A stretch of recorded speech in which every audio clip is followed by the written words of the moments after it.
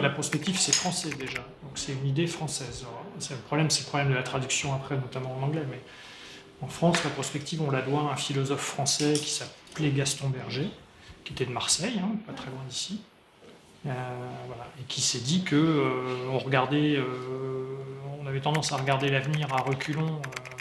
C'est-à-dire qu'on était trop tourné, on regardait l'avenir à partir du passé et non pas à partir de l'avenir lui-même. Donc, qui a inventé une méthode.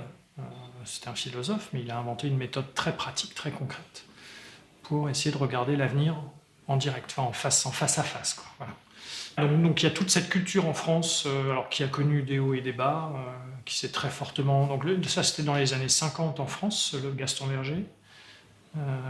Il est mort en 60. Ça s'est développé à partir des années 60 dans les entreprises, au niveau de l'État, beaucoup au niveau de l'État français. Et puis avec la décentralisation à partir des années 80 dans les territoires. Et puis ça a connu une période, on va dire les années 90, où il ne se passait plus grand-chose. Et là, ça reprend maintenant, depuis quelques années, beaucoup à cause de l'incertitude, de la montée des incertitudes, de l'accélération. En fait, toutes les conditions qui ont donné naissance à la prospective dans les années 50, on les retrouve aujourd'hui. C'est ça qui est très étonnant. Donc, ce qui explique le regain pour la prospective aujourd'hui. Dans les années 50, on était avec un très fort sentiment d'accélération du temps, montée de la complexité de l'interdépendance. Les gens perdaient complètement leurs repères, savaient plus... Et Berger, il était philosophe, mais il était aussi haut fonctionnaire. En fait, il était au ministère, il était numéro 2 du ministère de l'Éducation nationale. Il avait des décisions politiques à prendre, enfin des décisions, voilà, dans tous les cas, il devait transformer des visions politiques en actions. Et donc, dans un domaine d'enseignement supérieur où il n'y avait pas d'existants, il y avait très peu d'élèves, d'étudiants en France à cette époque-là. Et la volonté politique, c'est de conduire la France vers un pays très éduqué, enfin, où il y aurait beaucoup d'étudiants. Donc il y avait tout à monter, il y avait tout à créer. Et donc voilà, c'est à ce moment-là où il s'est dit, oui, mais je ne peux pas créer de rien. Et sa grande phrase, c'est dire que demain sera forcément différent d'hier. C'est-à-dire que compte tenu de l'accélération, de la complexité des choses, du progrès technique, parce que c'était une époque aussi comme aujourd'hui, où il y avait un très très fort progrès technique, en plus convergent, de plusieurs techniques convergentes. Demain sera forcément différent. On ne peut plus se baser sur hier pour construire demain. Voilà. C'était ça son idée de base. Donc ça a donné tout un courant très pragmatique et qu'on enseigne au CNAM chez moi depuis 30 ans. Voilà. Donc depuis les années, depuis les années 80, donc un peu plus, on va dire 40 ans maintenant.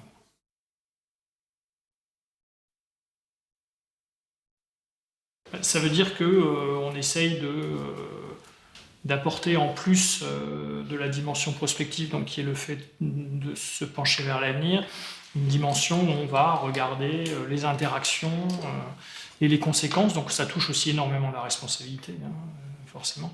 Les conséquences d'une action dans une sphère sur les autres sphères. Donc quand on est une entreprise, une organisation dans le monde économique, avec une activité économique, aujourd'hui on ne peut plus se contenter de voir que cette sphère-là. Il faut aussi voir quel impact on a en termes social, quel impact on a en termes environnemental, comment on peut intervenir dans la gouvernance, parce que c'est quand même le pilier, le 4e pilier pour moi qui est important.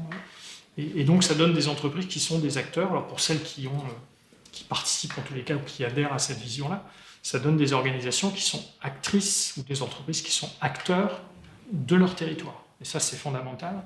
C'est-à-dire qu'ils ne se voient plus que comme un agent économique, mais qu'ils se voient aussi comme un agent social, comme un agent environnemental, voire comme un agent en termes de gouvernance, c'est-à-dire comme participant à la décision publique, même si elle est locale.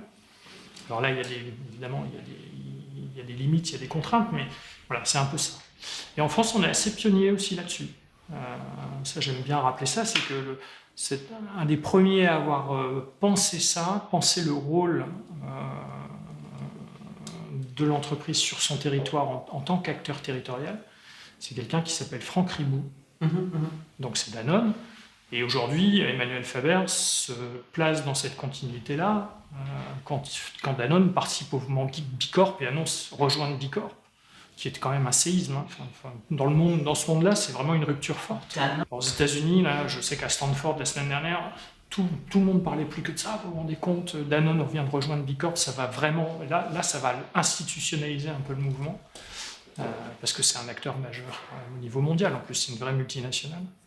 Bon voilà, donc ce prisme de développement durable, il est là pour moi, il est sur cette...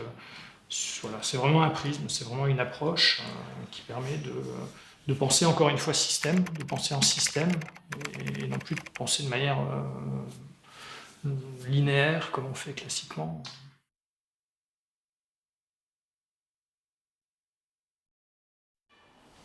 Je sais pas, je pense que ça serait pas mal. Moi, d'emblée, je suis assez, comment dire, assez favorable au fait de remplacer les vieilles institutions, voilà, quelles qu'elles soient. Même si elles sont bonnes, je pense qu'elles sont de moins en moins bonnes. Elles sont de plus en plus complexes à gérer. Enfin, l'ISO, c'est une usine hein, quand même. Voilà. Et surtout, elles datent d'un monde qui n'est plus le monde d'aujourd'hui. Enfin, je ne sais plus qui disait ça d'ailleurs, mais je trouve que c'est assez vrai. C'est-à-dire qu'on vit dans le monde d'aujourd'hui avec des instruments et des outils qui datent du monde d'avant. Donc, bon, c'est tout le problème des indicateurs, notamment, dont on parlait tout à l'heure aussi sur les indicateurs de croissance, par exemple, ces choses-là. C'est important. Un des intérêts du développement durable, c'est que c'est assez fédérateur, c'est assez systémique, donc on peut y raccrocher beaucoup de choses. Tout ce qui permet, je pense que tous les indicateurs nouveaux, comptables et autres, qui permettent de faire du lien, de faire du transversal, de faire du latéral, de relier des domaines ou des silos qui n'étaient pas reliés avant, de prendre en compte des choses qui n'étaient pas prises en compte avant, sont bons. Donc ça me paraît plutôt favorable, mais il y en a plein, hein, c'est un peu ce que je disais tout à l'heure aussi. Le problème, c'est pas ce qui existe. Enfin, il y a beaucoup de choses qui existent aujourd'hui. Moi, j'ai fait des travaux, par exemple, en innovation sociale, sur le changement social. Il y a une école, enfin, il y a un mouvement, on va dire, où il y a une manière de penser le changement social qui considère que tout est déjà existant, qu'on n'a plus besoin d'inventer des nouvelles choses. Ça ne sert à rien d'inventer tous les jours. Il faut plutôt aller voir ce que font les autres, là où les autres ont des solutions. Voilà. Parce que les solutions existent. C'est le principe de base. Si on part du principe qu'à tout problème, les solutions existent déjà. Le vrai problème, c'est de trouver les solutions existantes. Voilà, donc là, il y a plein de choses qui se mettent en place pour ça. Donc aujourd'hui, je pense qu'on a beaucoup de choses déjà. On n'a pas. Moi, c'est un peu le problème que je vois dans la course sans arrêt à la nouveauté, à l'innovation, c'est qu'on n'a pas le temps d'exploiter ce qui est déjà existant, qu'on passe déjà au suivant. Donc si on pouvait, il y a une époque où je réclamais une pause, si on pouvait faire une pause intellectuelle, attendez, on exploite déjà tout ce qu'on a aujourd'hui, y compris ce qu'on a fait, qui n'a pas servi, il y a plein de choses, et puis voyons ce qu'on peut en tirer, plutôt que toujours courir après. Bon, c'est un autre sujet, mais c'est un impératif social, c'est un impératif global. Il faut toujours changer, il faut toujours mieux, ça bénéficie aussi au système en place, dominant à travers l'obsolescence technique, par exemple. On parle souvent d'obsolescence programmée, mais la pire obsolescence, c'est peut-être l'obsolescence technique ou technologique, où il faut changer de téléphone tous les 6 mois ou tous les ans, parce qu'il y a la dernière nouveauté qu'on n'a pas. Mais le téléphone, il fonctionne très bien, lui, hein, celui dont on se débarrasse pour le nouveau. Voilà, donc c'est pas de l'obsolescence programmée en tant que telle, mécanique en tous les cas. Bon, voilà.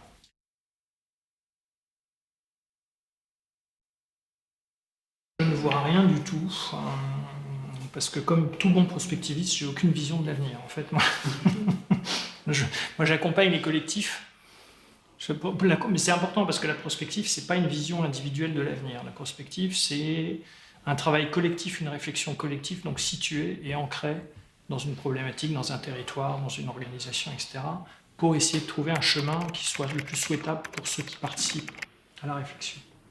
Donc voilà, moi j'ai certains avis, et encore, bon, mais c'est pas comme ça. Enfin, la prospective, c'est surtout pas une pratique individuelle, donc ça conduit pas à une vision individuelle. Ça, c'est plutôt les futurologues ou les prévisionnistes éventuellement. Hein. On en a quelques-uns en France qui sont connus, il y en a aux États-Unis pas mal aussi. Voilà, des gens qui vont vous dire l'avenir demain, ça sera comme ça. Par contre, on travaille énormément sur les questions.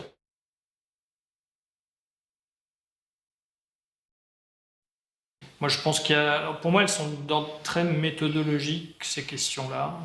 J'en ai abordé quelques-unes. Je pense que si on veut vraiment progresser et avancer vers un développement durable, il faut qu'on apprenne à se poser les bonnes questions. Donc c'est la question de la question.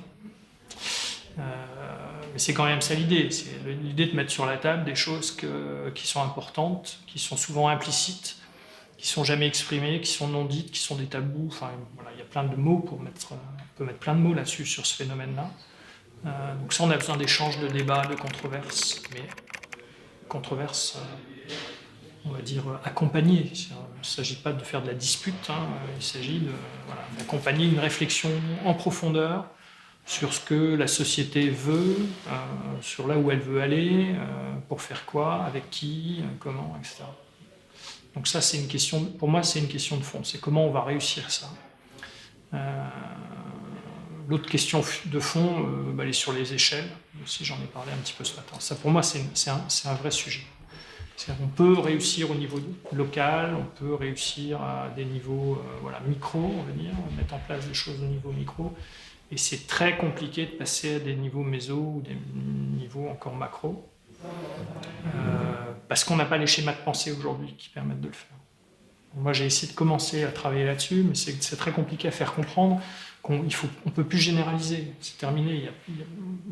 Un des gros verrous de progression de nos sociétés, c'est qu'on généralise beaucoup, donc on prend une solution, puis on essaie de l'appliquer à tout le monde. Alors ça c'est le monde d'avant pour moi. C'est symptomatique du modèle dominant, d'un État très central. En France, on est très bon pour ça, d'institutions qui, pour maintenir l'ordre, imaginent une solution, l'appliquent à tout le monde de la même manière, donc font de l'égalité, d'où, pour moi, un des grands tabous de nos sociétés, c'est aussi cette réflexion en profondeur sur l'égalité. Est-ce qu'on veut vraiment de l'égalité? Moi, non. Moi, je ne veux pas d'égalité. L'égalité, ça tue la diversité. Ce que je veux, c'est de l'équité. C'est tout à fait pareil. Donc ça, le fait de reconnaître qu'il ne faut pas généraliser, mais qu'il faut, ce qui correspond à d'autres modèles, laisser les choses émerger, d'être plus dans l'émergence locale, territoriale. Et ça donne pas les mêmes sujets, les mêmes questions en termes de gouvernance, en termes politiques, en termes d'animation démocratique, etc.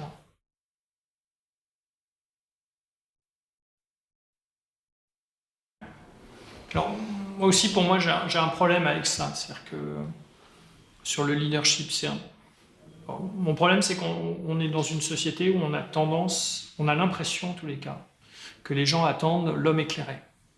Celui qui va décider celui grâce à qui tout va se passer, le Jérémy Rifkin qui va nous donner la bonne solution pour nous, les territoires, sortir de la crise dans laquelle on est. Moi, je ne crois pas à ça. Je ne crois pas du tout à ça. Je crois qu'il n'y a rien. Alors, je n'y crois pas parce qu'en pratique, de ce que je vois, ça peut-être que ça marche comme ça, mais je ne pense pas que ça marche très bien. Ça marche dans la reproduction du modèle existant. Ça ne marche pas dans le changement de modèle et le fait d'aller vers un développement plus durable. Où là, il faut que ça soit grounded, quoi. Enfin, il faut que ça parte de la base, il faut que ça parte du territoire, encore une fois, des acteurs. Et personne ne peut dire à la solution, c'est comme ça, et imposer cette solution à tout le monde. Par contre, le bon leader, pour moi, c'est celui qui va accompagner le chemin. C'est-à-dire qui va dire, bon, allez, il faut qu'on y aille, qui va galvaniser, qui va pas apporter la solution, et qui va permettre aux acteurs de faire émerger une solution qui soit une solution localisée, actualisée, dans le sens présente, à partir d'une réflexion prospective, si possible, parce que ça permet d'ouvrir effectivement les champs du possible. Mais voilà. Donc il y a certainement pour moi ce nouveau leadership à trouver qui n'est pas à dire aux autres ce qu'ils ont à faire, mais alors à les accompagner dans un changement, dans leur capacité à changer, à les mettre en capacité. C'est ce que on a des économistes comme Amartya Sen qui ont très bien travaillé là-dessus, sur le rôle de la capacité à faire quelque chose. Et il y a l'UNESCO, on travaille par exemple sur la capacité, ce qu'on appelle la littératie, future literacy, donc la capacité à prendre en compte l'avenir dans les populations locales, à se rendre compte que l'avenir n'est pas écrit à l'avance, mais qu'il est fait de possibilités, qu'on peut faire des choix, qu'on a des marges de manœuvre. Donc ça, c'est une nouvelle forme de capacité, mais qu'on peut appliquer à tout, quel que soit le territoire.